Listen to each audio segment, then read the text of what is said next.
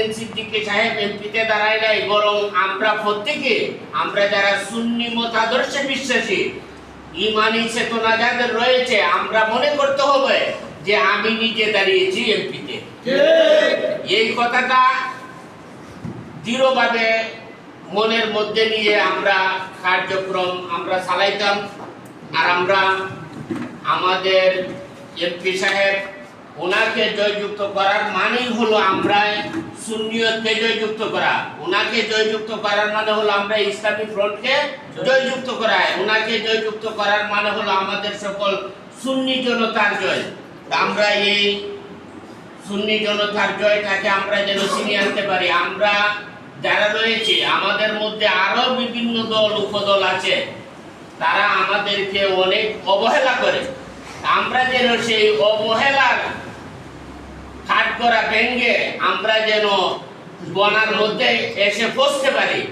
আমরা যদি ইচ্ছা করি পারবো না, পারবো, কিন্তু আমরা এমন কোন কার্যক্রম আমরা শিক্ষা গ্রহণ করি নাই যে কার্যক্রম করলে আমাদের দুর্নাম হবে, ইসলামের দুর্নাম হবে, ইসলামের অপমাননা হবে, এই কাজগুলি আমরা করি না।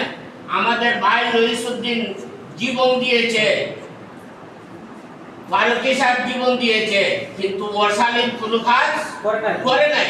আমরা যারা ওনাদের আন্দোলনকে আমরা সফল করেছি, কিন্তু আমাদের কোনো সৈনিক অশালীন কোনো কাজ করে নাই, আমাদের কোনো ব্যাকগ্রাউন্ড নাই। আমরা যদি ইচ্ছা করতাম, আমাদের যে সৈনিকেরা রয়েছে তারা যদি ইচ্ছা করত, একটা রিক্সা চালককে দইরা রিক্সাটারে ভাঙ্গিয়া মারপিট কইরা দিতে পারতো না? দেওয়ার ক্ষমতা আছেন সবাই রয়ে, কিন্তু এটা আমাদের ইসলামের অবমাননা হবে, এটা আমাদের সুন্নিয়তের অবমাননা হবে, এটা আমাদের কোনো শিক্ষা নাই।